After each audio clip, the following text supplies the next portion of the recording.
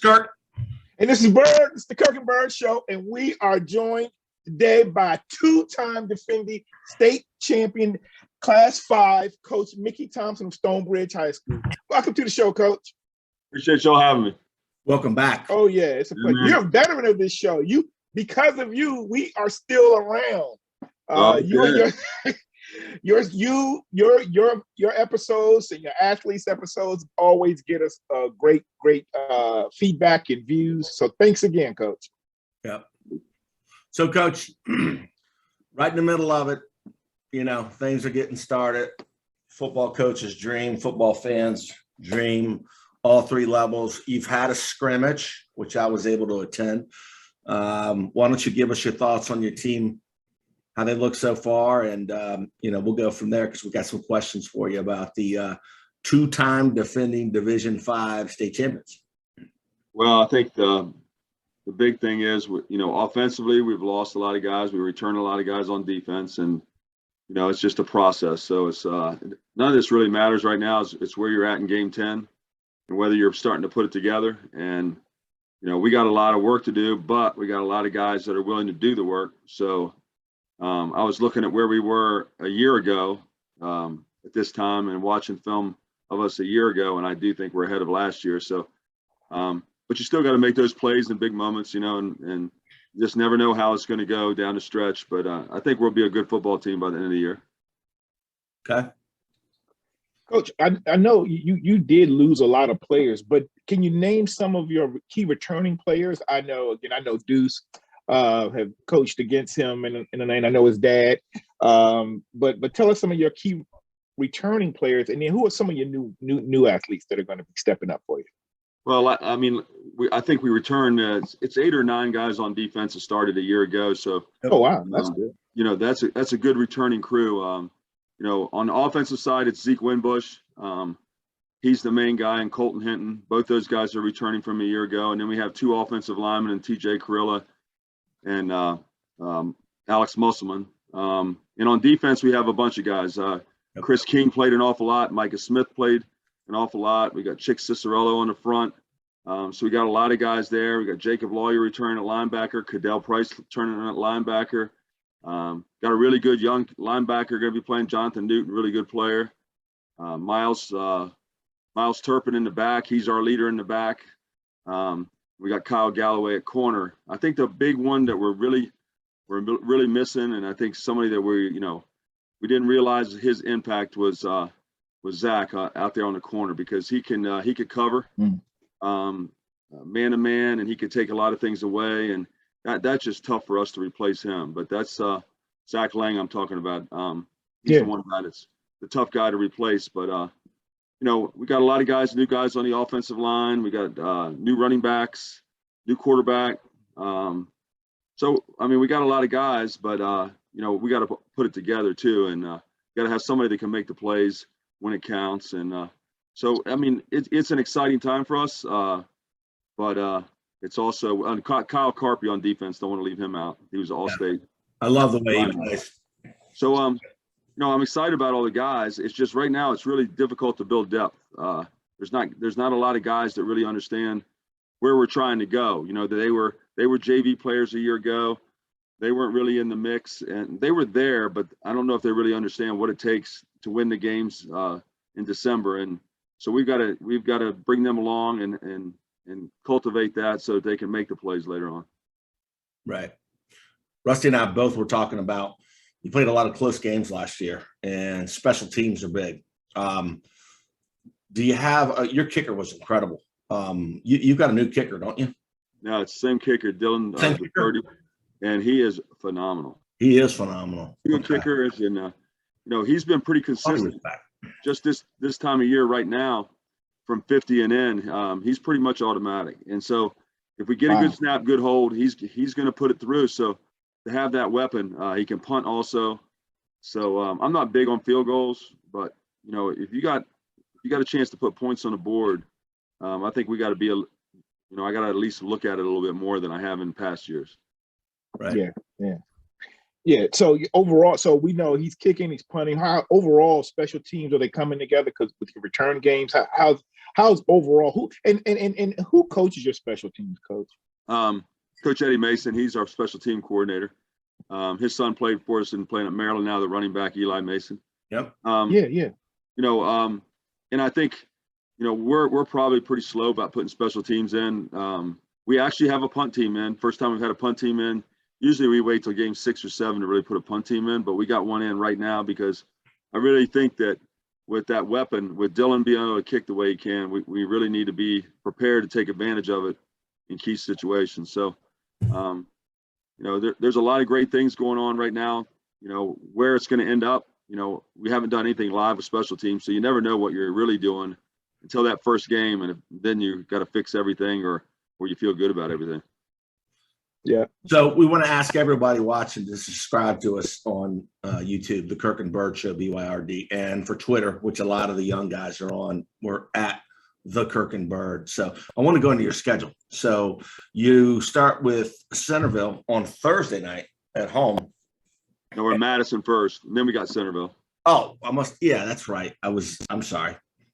Whenever you look at the schedule on Max, you just miss the top one. I always do that. Yeah. Yeah, that's what I did. But you've got, you got 3 incredible teams. Rusty and I were talking. He likes Centerville coming out of Northern Virginia, Division 6, and then Madison went to the state championship last year. Colonial Forge is a very good team. We were talking to somebody that saw them. Freedom. He's got Freedom up here. And Freedom, I'm sorry. And Freedom schedule, this has to be the toughest schedule, man. Yeah, your schedule is loaded. So, and you got it up front. Now, how do you feel about that? You usually do that. With strength of schedule is going to come. More importantly, your kids are going to, face some of their toughest tests, if not the toughest ones in those first 4 games. Well, that was good for us a year ago also because I didn't think we'd come out of that undefeated because we had Broad Run also who was really good a year ago. So those first 5 were really tough. And, I was really surprised that we came out of there without losing a game. I think this time we're going to be on the road with most of those games. Most of those were home a year ago. So now they're all away except for, the Centerville game is at home. Centerville. The rest of them are away. I love playing teams that are good, teams that make it interesting. Win or lose, it's going to make you better. I wasn't always like that, but I would rather play the hardest teams we could play, and I don't care about traveling. I just want to play great high school football, and that's the only way you're going to get better by game 10. Right. Yeah, and Coach, I see these first 5 there.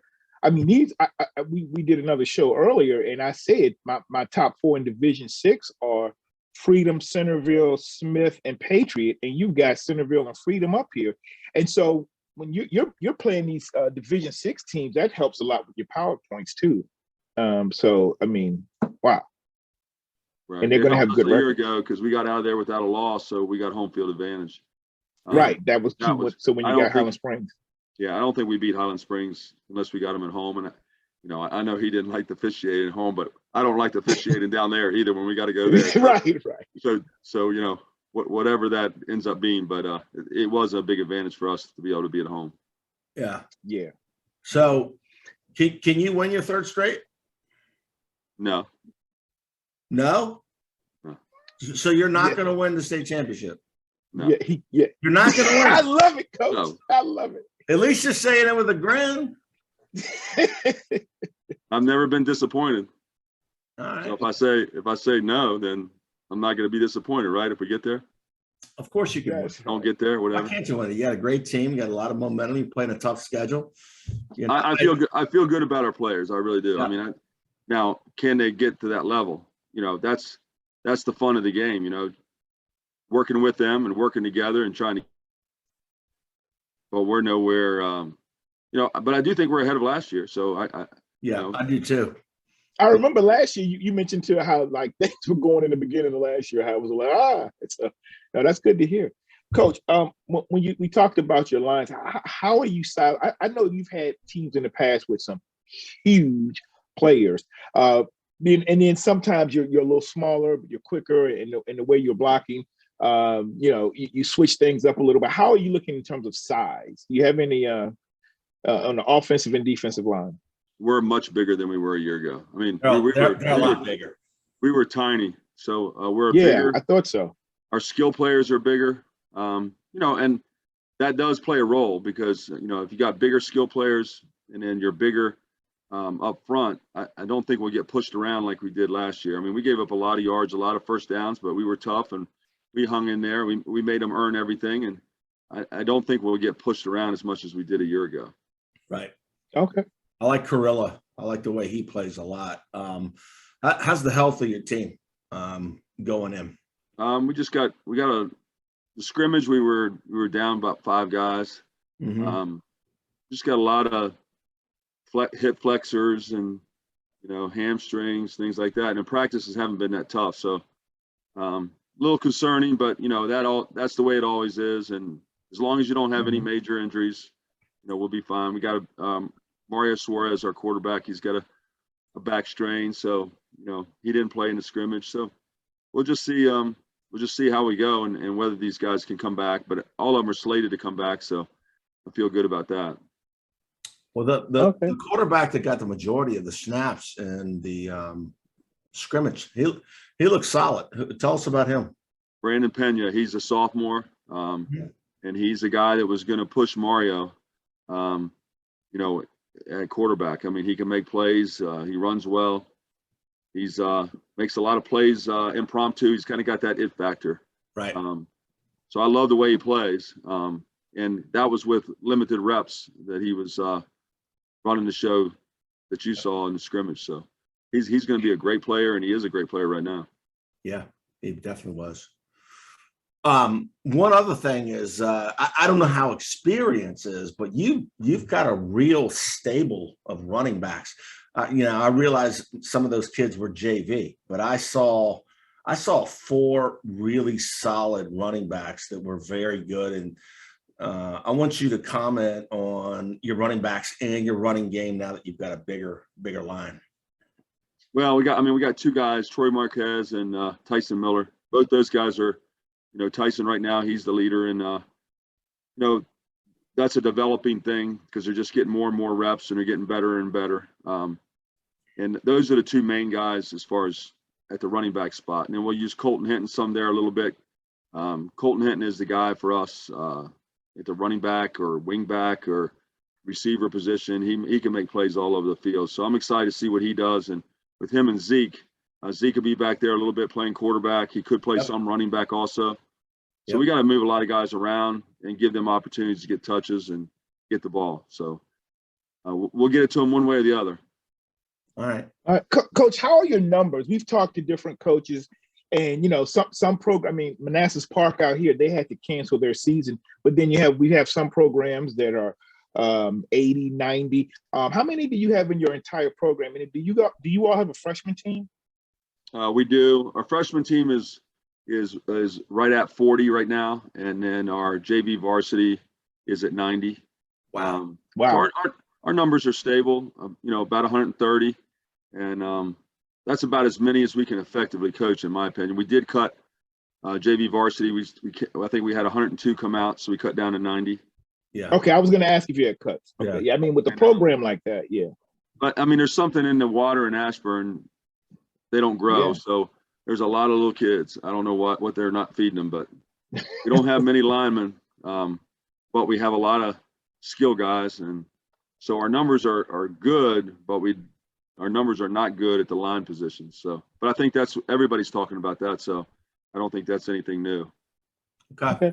All right. Well, we're going to wrap this up in a sec. I got two last questions, then we'll see if Kirk has anything. But we talked about Coach Mason. Can you tell us a little bit more about your coaching staff? Just tell us who some of those guys are. My 2 sons. What they're coaching. We have been together for a long time. Billy Rice is our defensive coordinator, and him and my son Zach Thompson run the defense. Walu Brown is in the secondary. He played for me.